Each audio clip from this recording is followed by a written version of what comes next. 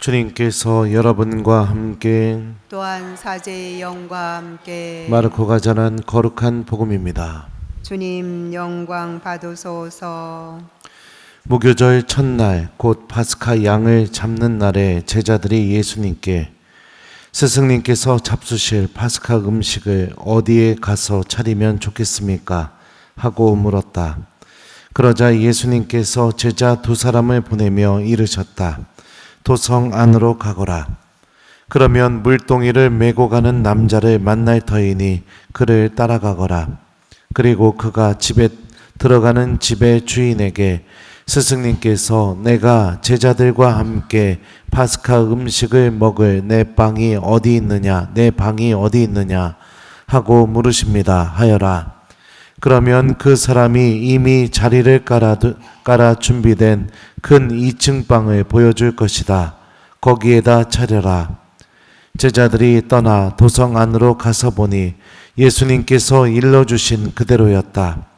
그리하여 그들은 파스카 음식을 차렸다.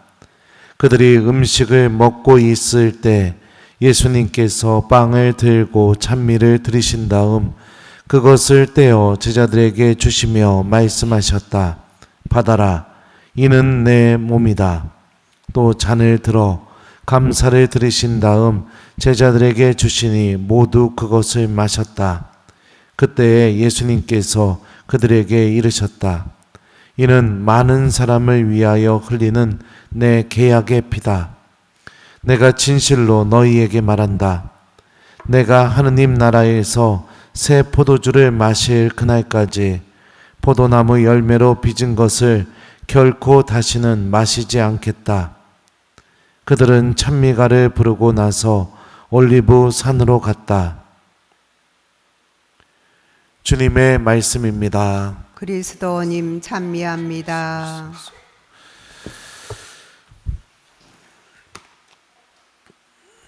오소서 성령님, 새로나게 하소서. 받아라. 이는 내 몸이다. 이는 많은 사람을 위하여 흘리는 내 계약의 피다. 안녕하세요. 예, 오늘 1독서, 2독서 복음 말씀에서 계속 반복되는 단어가 뭘까요? 계약이라는 단어입니다. 계약. 여러분들 계약 다 해보셨죠? 안 해봤어요? 일단은 계약 중에 제일 많이 하는 계약이 뭘까요? 전세 계약, 뭐 또 집 계약 이런 것도 하죠. 그죠? 아닌가요? 예.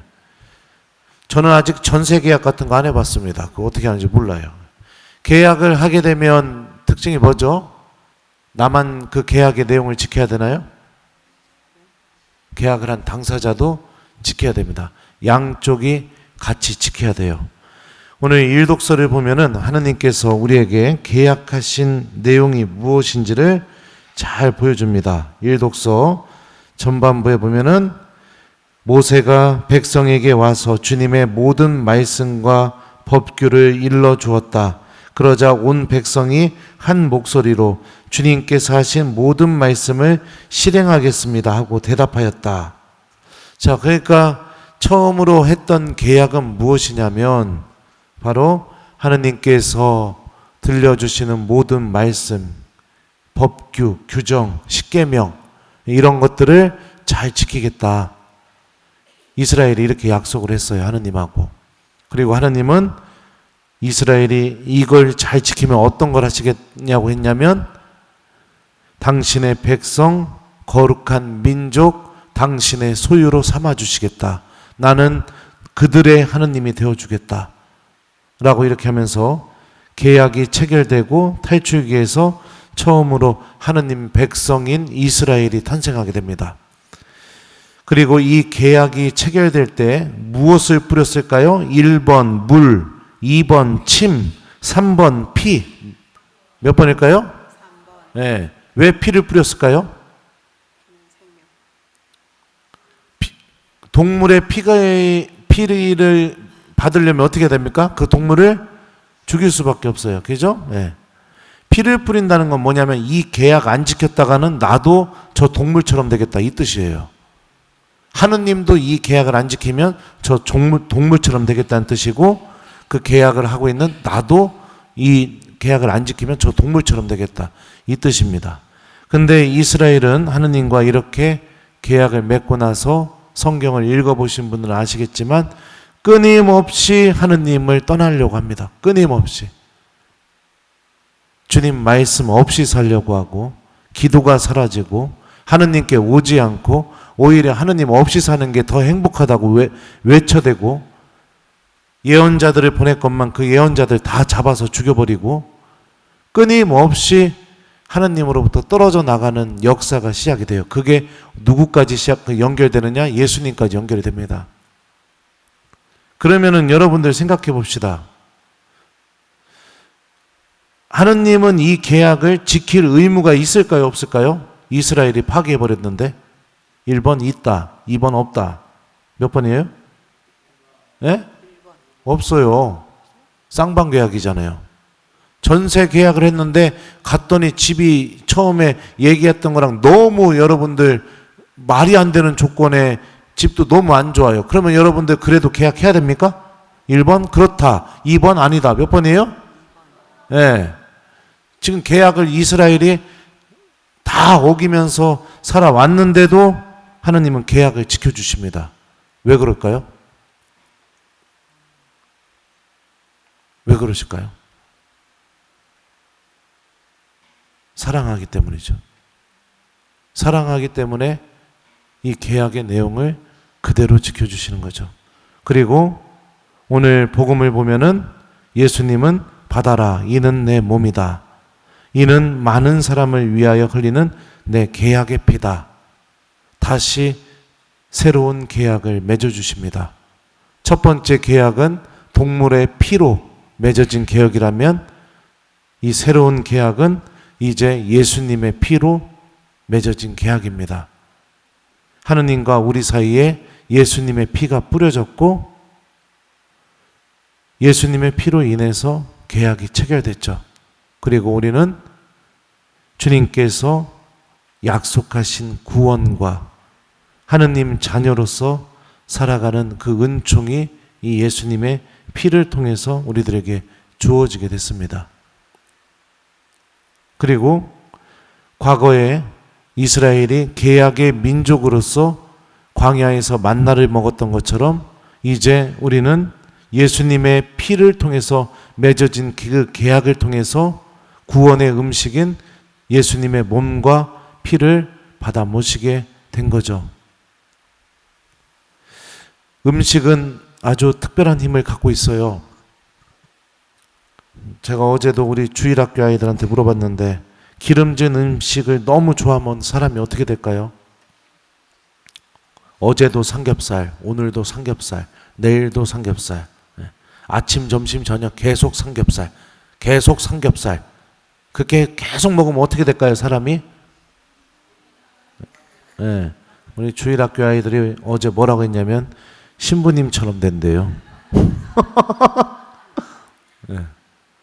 사람이 뚱뚱해지기 시작하게 되면 그 다음에 일어나는 변화가 뭘까요? 게을러져요. 자, 보죠. 음식이 우리 몸만 바꾸는 게 아닙니다. 게을러진다는 것은 살아가는 삶의 형태를 의미해요. 삶의 방식도 바꿉니다. 자꾸 사람이 게을러지다 보면은 어떻게 됩니까? 생각과 마음 속에 의욕이 없어집니다. 아무것도 하기 싫어져요. 생각까지 영향을 줘요. 음식 하나가. 그러면은 채소와 건강한 음식을 좋아하게 되면 어떻게 될까요? 몸이 건강해지겠죠. 몸이 건강해지게 되면 삶에 활력도 생기고 운동하는 것도 그리 귀찮게 느껴지지 않겠죠. 그러다 보면 어떻게 됩니까? 내 생각이 건전해지고 맑아지고 그렇게 되겠죠. 음식 하나가 단순히 우리 허기지는 그 굶주림만 채워주는 게 아니라 결국에는 우리들의 삶의 방향과 생각까지 바꿔놓는 힘을 갖고 있습니다. 새로운 계약의 음식으로 주어진 예수님의 성체와 성혈도 똑같은 힘을 갖고 있어요. 성체 성사를 사랑하고 성체 성사를 내가 자주 가까이 하려고 하고 예수님 성체 곁에 자꾸 머무르려고 하면 우리들 안에서도 변화가 일어나게 됩니다. 그 변화 중에 큰 변화 중에 하나가 바로 기도하는 삶이 시작되고요. 하느님 말씀이 들리기 시작하게 되고 내 생각과 마음 안에 주님 말씀이 머무르게 됩니다. 그리고 미사를 사랑하게 되고 우리 영혼이 구원과 하느님 나라에 대해서 진지하게 고민하기 시작하게 됩니다. 하느님께서 마련하신 구원의 은총으로 걸어나가는 삶이 시작되는 거죠. 이게 성체가 우리 안에서 일으키는 힘입니다. 오늘 낮에 교중미사 때 우리 본당 여기 벽에 써있는 8명의 아이들이 천년성체를 했어요. 근데 아이들이 이 성체를 모시려고 몇 달 동안 교리 배우고 기도문 외우고 그러면서 놀라운 일들이 벌어졌습니다. 아이들 가정 안에서요. 부모가 자녀 때문에 고해성사를 보고 냉담을 푸는 일이 벌어지게 되고요. 집에서 한 번도 기도하지 않았던 가정에 기도하기 위해서 촛불이 켜지게 되는 일도 벌어지게 되고, 평일미사에 한 번도 나오지 않았던 그 가정들이 아이들과 함께 평일미사에 나오게 되고 미사를 사랑하게 되고, 우리 아이들이 여러분들 게시판, 우리 1층 게시판에 천년성체 초대장이었고 크레파스로 그려놓은 거 보셨어요? 거기 보면은 천년성체 받고 싶은 이유 해서 적어놨는데 혹시 읽어보셨습니까? 네. 그 이유 중에 마지막에 어떤 아이가 뭐라고 썼냐면, 천년성체를 왜 하고 싶은가? 고해성사 보고 싶어서. 나 하느님한테 용서받고 싶어서. 이게 뭐예요? 구원을 바라보고 하느님 나라를 내가 진지하게 고민하게 되는 그런 일들이 벌어지게 되는 거죠. 성체가 이런 힘을 지니고 있습니다. 믿음을 잃어버린 이들이 주님을 바라보고 기도가 사라졌던 이들에게 다시 기도하는 삶이 찾아오게 되고요. 내가 하느님 나라에 대해서 진지하게 고민하게 만들고 구원받기 위해서 어떤 것을 선택해야 되는지 이런 거를 영향을 줘요. 마치 음식 하나가 사람의 생각과 마음까지 영향 주는 것처럼. 받아라, 이는 내 몸이다. 이는 많은 사람을 위하여 흘리는 내 계약의 피다. 사랑하는 교우 여러분들, 주님께서는 오늘 복음을 통해서 당신의 몸과 피를 우리들에게 양식으로 주시겠다고 말씀하고 계십니다. 그렇다면 냉정하게 생각해 봅시다. 정말 여러분들의 양식이 예수님의 몸과 피입니까? 정말로 나의 영혼의 양식이 예수님의 몸과 피입니까? 아니면 세상적인 것들입니까? 돈, 내 욕심, 물질, 남에게 돋보이게 만드는 것들, 이런 것들을 양식으로 혹시나 삼고 있는 것은 아닙니까? 만약에 그런 것을 양식으로 삼고 있다면 기도가 사라진 이유가 분명합니다. 고해성사가 사라진 이유도 분명해요. 하느님 말씀이 들리지 않는 이유도 분명합니다. 왜요? 예수님이 내 양식이 아니니까요. 주님이 나에게 그 어떤 영향도 내 생각 안에 영향을 주지 못하고 있으니까요. 천년성체하면 고해성사 볼 수 있어서 너무너무 하고 싶다. 이 아이의 고백이 그 사람 안에서는 절대로 외쳐지지 않습니다. 어둠 속에 머물고 있고 악의 지배를 당하고 있고 기쁨과 행복을 얻는 시간은 하느님이 사라져버린 순간, 기도가 사라져버린 순간, 그 순간이 나에게 기쁘고 행복하고 평화와 안식을 준다고 그렇게 생각하면서 살아가게 되죠. 받아라, 이는 내 몸이다. 이는 많은 사람을 위하여 흘리는 내 계약의 피다. 우리는 예수님의 피로 새로운 계약을 맺었습니다. 일독서에 나오는 것처럼 이스라엘과 하느님이 동물의 피로 계약을 맺은 것처럼요. 이 계약은 절대로 파기가 안 되겠죠. 예수님의 피로 맺어진 계약이니까요. 주님께서는 우리 모두가 구원을 얻기를 바라고 계십니다. 살을 떼어서 준다는 것에 대해서 진지하게 한번 생각해 보십시오. 피를 뽑아서 준다는 것에 대해서도 한번 생각해 보세요. 언제 여러분들은 누구에게 여러분들의 살덩어리를 떼서 줄 수 있고 여러분들의 피를 뽑아서 줄 수 있습니까? 살리기 위해서 보통 우리는 이런 선택을 하죠. 그리고 정말로 사랑하는 사람에게 우리는 이런 선택을 할 수 있습니다. 어제 제가 주일학교 미사할 때 신부님 팔이 다쳐가지고 팔이 없어져 버리면 나는 신부님한테 내 팔 떼어서 줄 수 있다 손들어 보세요 하니까 애들이 2명이나 손들었어. 여기 또 들었네. 아, 저기도 또 드네. 아이고 이뻐라. 네. 사랑하면 내 살덩어리 떼어서 줄 수 있죠. 정말 사랑하면. 예수님은 여러분들 미사 때마다 당신 살덩어리 떼어서 우리에게 주고 계십니다. 당신 살덩어리 떼어서 살리기 위해서 세상의 가치와 죽음으로 걸어나가는 그 어둠이 아니라 하느님께서 주시는 그 생명을 바라보고 빛을 바라보고 주님의 은총 안에서 살아가게 해주기 위해서 매일 미사 때마다 당신의 살덩어리를 떼어서 우리에게 주고 있습니다. 그리고 당신의 그 몸이, 당신의 그 피가 우리 영혼의 양식이 되기를 간절히 바라고 계십니다. 그만큼 우리는 너무나 사랑받고 있는 존재입니다. 예수님께 우리는 살리고 싶은 존재들이고 하나님께서 마련하신 구원의 주인공이 반드시 되게 만들고 싶은 그런 사람들입니다. 제가 우리 천년성체 아이들한테 기도문 시험 볼 때 질문을 했어요. 천년성체를 하게 되면 어떤 일이 벌어지게 됩니까? 했더니 아이들이 그러더라고요. 예수님이 저와 함께 계십니다. 그래서 제가 질문을 또 했어요. 그러면은 천년성체 한 뒤에 죄를 저지르게 되면 어떤 일이 벌어집니까? 그랬더니 아이들이 조금 고민하다가 이렇게 대답하더라고요.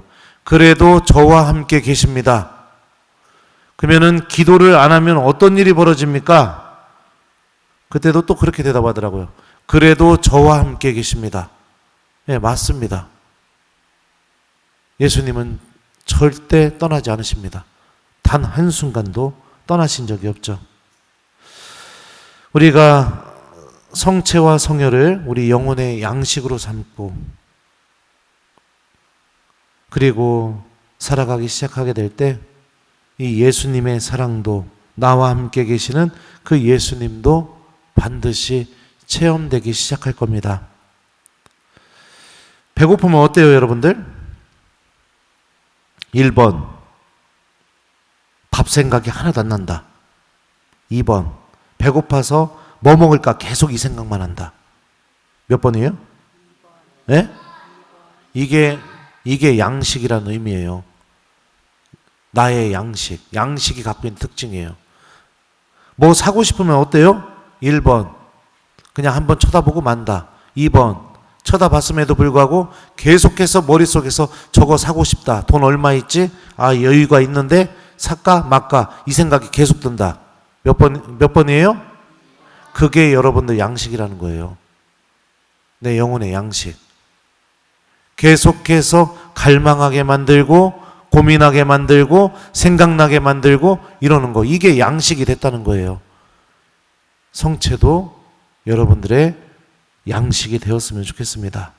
숙제드려요. 이번 한 주 동안 성체조배를 한번 하시거나 아니면 평일미사에 한번 참내하는 한 주간을 보내봤으면 좋겠습니다. 내 인생에 있어서 단 한 번도 평일미사 참석해 본 적이 없다. 그러면 한번 좀 해봤으면 좋겠어요. 왜요? 우리 성체성렬 대축일 기념하고 있는 주간이니까. 나는 주일미사 외에는 한 번도 성당에 앉아서 성체 앞에서 기도해 본 적이 없다. 그러면 이번 주에 한번 해봤으면 좋겠어요. 가까이 주님께 예수님의 이 성체 앞에 가까이 머물도록 이번 주에 한번 평일 미사나 성체조배 한번 하면서 예수님을 나의 양식으로 또 성체 안에 담겨져 있는 예수님의 사랑을 체험하는 한 주간을 보냈으면 좋겠습니다. 받아라, 이는 내 몸이다. 이는 많은 사람을 위하여 흘리는 내 계약의 피다. 아멘.